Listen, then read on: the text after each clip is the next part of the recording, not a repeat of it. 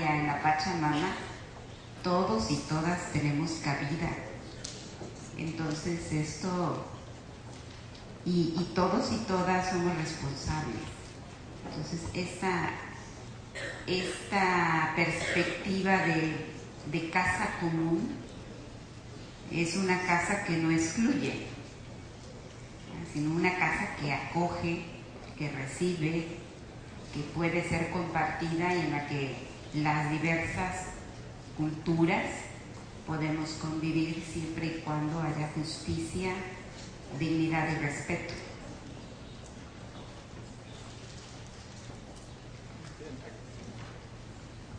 Bueno, aquí tengo tres grupos de preguntas. La primera es sobre la idea de una posmodernidad, digamos, de mercado, light, que es la que tiene que ver, digamos, con la superficialidad. Pienso que si bien existen ese tipo de fenómenos, digamos, del consumismo, de la mediocracia, como la llama Enrique Dussel, globalizada, el poder de los medios, que manipulan a las masas, no solamente para comprar mercancías de consumo, digamos, perecedero, sino también para comprar candidatos presidenciales. Esto lo hemos visto recientemente en México.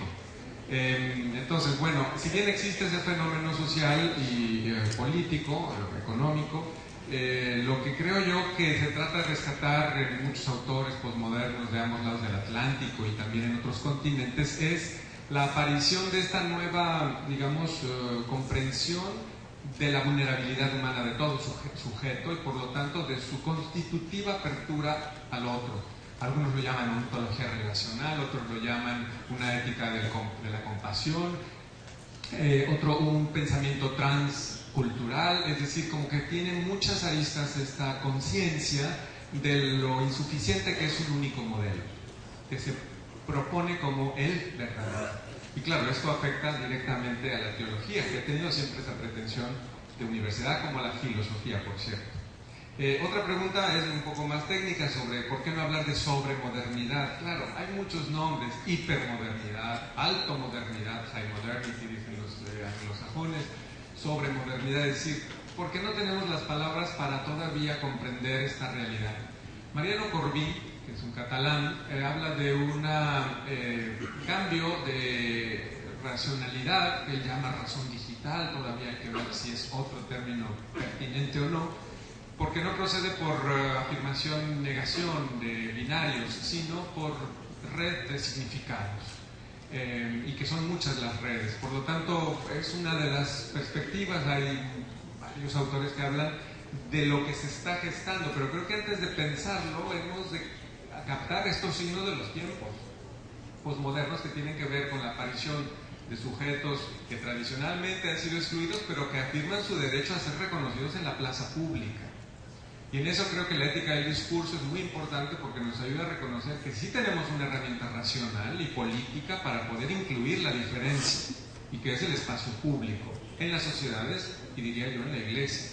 Pero eso es una tarea pendiente, precisamente porque estas voces de identidades negadas o excluidas hoy afirman, ni siquiera piden permiso, afirman el derecho de existir y lo viven. Entonces, en este sentido, creo yo, el término es lo de menos. Dame chance, Carlos, dame chance. A ver, entonces, aquí la pregunta es si con el planteamiento de una espiritualidad política no es que se pierde la dimensión escatológica de la espiritualidad y de la teología de la liberación, es decir, que quede reducido todo eso a un mero plano histórico. Bueno, yo quiero hacer memoria y traer a la visibilidad, que de verdad extraña que no estuviera, a Ivonne Guevara, y entonces ella habla de que para tener un aplauso y un reconocimiento desde aquí, para decir que la espiritualidad tiene que ser una espiritualidad de ojos abiertos. Ella lo dice muy claramente. Y también afirmar que no nos dé miedo la historicidad. Pareciera que a la gente demasiado espiritual nos da miedo de repente la historicidad. Podemos clamar al Jesús histórico y teologizar sobre el Jesús histórico, pero a la hora de experimentar al Jesús histórico tenemos muchas trabas, seguimos teniendo trabas, y creo que es momento de que no temamos a expresar nuestra espiritualidad en la historicidad política. Y cuando hablo de la historicidad política estoy pensando en lo que vivimos, por ejemplo, en México, las caravanas por la paz ante la violencia, las expresiones litúrgicas ecuménicas de las iglesias que se van a la calle a hacer la celebración en la calle y no en las iglesias, para convocar a la paz, para denunciar la injusticia. O sea, una espiritualidad de ojos abiertos, una espiritualidad que de verdad dé respuesta a las realidades que tenemos. Entonces, yo creo que el temor de perder lo escatológico no tiene por qué haberlo. La esperanza sigue estando, pero una esperanza dinámica, activa y comprometida. Bien, hay un par de preguntas sobre qué pasa con los victimarios, como que no nos queremos olvidar de Caín, qué bueno. Por cierto, hay un escultor brasileño cerca de Recife, que es un gran autor, que tiene sus esculturas en jardines y está, ¿cómo se llama? No recuerdan los brasileños. Renan. Y hace unos meses que fui por allá, fuimos a visitar el museo y tuvimos una entrevista con él. Y en uno de los jardines está Adán y Eva y Caín, no está Abel. Entonces, bueno, ahí salió el reflejo, digamos, ¿y por qué no está Abel? Y dijo, porque está en la memoria de Dios, pero nosotros somos responsables de Caín. Esa fue la respuesta de Reina. De algún modo creo dice algo inteligente, es decir, que lo señalaba Torres Queruga en otro contexto, ¿verdad? De qué vamos a hacer con el mal. Somos nosotros, es la antropodicea, es decir, somos nosotros los que de algún modo tenemos que hacer algo ante el drama de la violencia y la espiral de violencia del mal. Y por eso creo que sí, tenemos que pensar en los victimarios, en los verdugos, desde una perspectiva de la transformación del conflicto.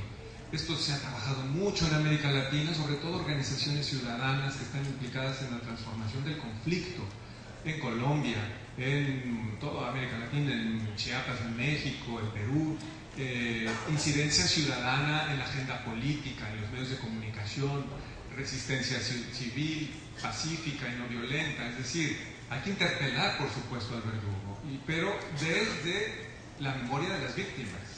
Es lo que ha hecho, por ejemplo, el Movimiento por la Paz con Justicia y Dignidad en México, que atravesó todo el país de norte a sur y después los Estados Unidos, desde Los Ángeles hasta Washington, para tratar de hacer memoria y nombrar a las víctimas, y en el corazón del imperio, como se suele decir, también nombrarlas y pedir a los verdugos, algunos dicen que esto es ingenuo, que cambien sus políticas, porque el tráfico no solo es de drogas, sino también de personas y sobre todo de armas. Es un gran negocio que beneficia a muchos en todo el continente. Entonces el punto, creo yo, y con eso termino para darle la palabra a Marilu, es la cuestión de no olvidar a los verdugos en este sentido, la perspectiva de la apelación, del llamado a la conversión urgente y mediante presiones pacíficas no violentas, que son las que permitirán, dentro de las democracias liberales de Occidente, que es el contexto en el que nos movemos, mientras no surge ese otro modelo sociopolítico y económico que los antisistémicos dicen solo desde abajo, desde el no poder, no desde la partidocracia. Bueno, mientras tanto podríamos hacerlo, creo yo, con la acción ciudadana. Aquí la última pregunta es, ¿cómo es posible la espiritualidad sin religión? Bueno, yo no he dicho que la espiritualidad sea sin religión, pero la pregunta, primero hay que entender qué cosa entendemos por religión y a qué le llamamos religión. Que si se trata de mantener una lucha de verdades religiosas y pensar que eso es religión, bueno, pues entonces nuestra espiritualidad está, pero como en el tiempo del preconcilio, para no decir otra cosa. Y después, si pensamos que la espiritualidad es transreligiosa, es decir, que rebasa las fronteras de las imágenes del Dios monoteísta, patriarcal, único, absoluto y totalitario, bueno, pues sí, en ese sentido, sí es necesario una espiritualidad que no se quede atrapada en ese molde religioso.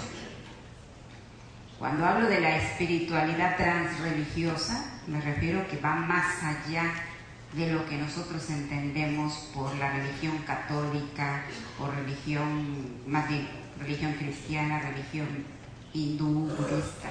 O sea, entramos en un diálogo interreligioso, que no es nada nuevo, lo estaba proponiendo el concilio hace 50 años. Lo que pasa es que no lo leemos y que además se nos olvida.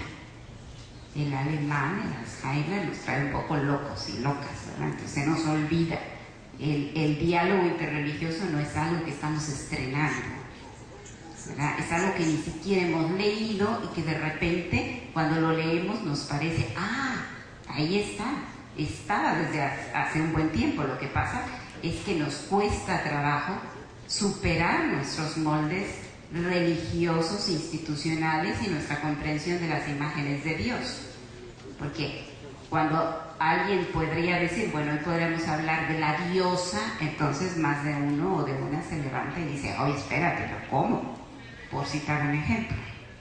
Entonces, cuando hablamos de una espiritualidad que rebase, que transgreda, que trascienda esos conceptos, bueno, pues estamos también exponiéndonos a que nuestros propios conceptos y experiencias de Dios quedan expuestos, ¿verdad? Y entonces decimos, bueno, sí, Dios, diosa, es más que eso.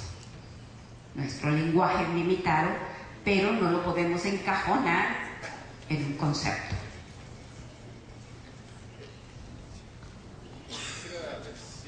Quisiera decir algo al respecto, gracias, sobre esto de religión, espiritualidad sin religión. Hay un éxodo de católicos, pero también de practicantes de otras confesiones, de sus iglesias, por una insuficiencia de los modelos eclesiales, litúrgicos, ministeriales, etcétera, para responder a la búsqueda de trascendencia de estas personas, que además ciertamente influidas quizás por una cierta nebulosa New Age, pero que al fin y al cabo buscan interioridad. Y yo creo que ese es un gran desafío para todas las iglesias. Cómo reconectar con esta dimensión mistagógica de la persona y la comunidad.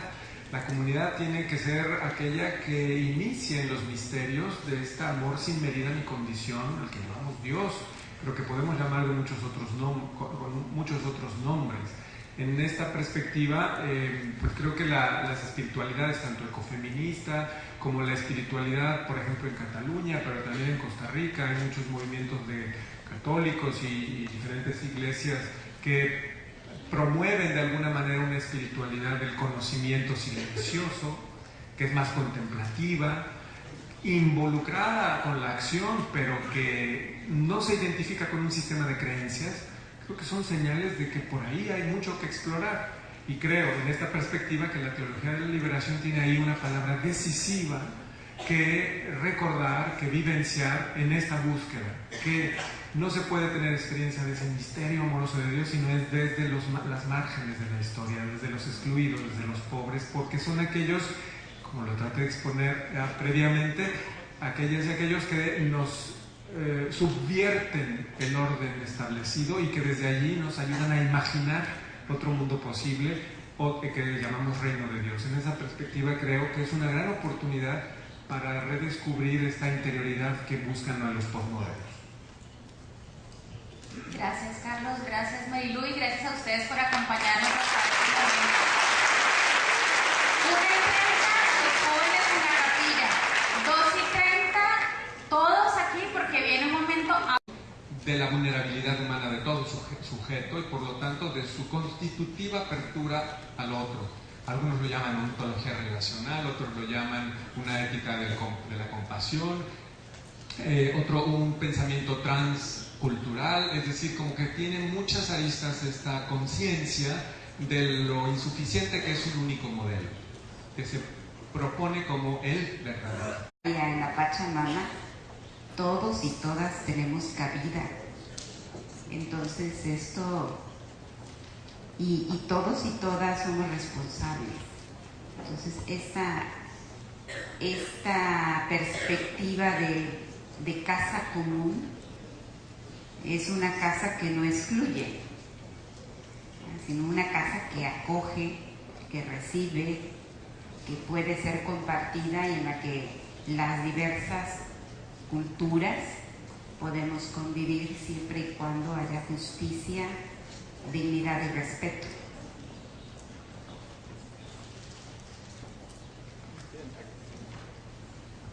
Bueno, aquí tengo 3 grupos de preguntas. La primera es sobre la idea de una posmodernidad, digamos, de mercado, light, que es la que tiene que ver, digamos, con la superficialidad. Pienso que si bien existen ese tipo de fenómenos, digamos, del consumismo, de la mediocracia, como la llama Enrique Dussel, globalizada, el poder de los medios, que manipulan a las masas, no solamente para comprar mercancías de consumo, digamos, perecedero, sino también para comprar candidatos presidenciales. Esto lo hemos visto recientemente en México. Entonces, bueno, si bien existe ese fenómeno social y político, económico, lo que creo yo que se trata de rescatar en muchos autores posmodernos de ambos lados del Atlántico y también en otros continentes es la aparición de esta nueva, digamos, comprensión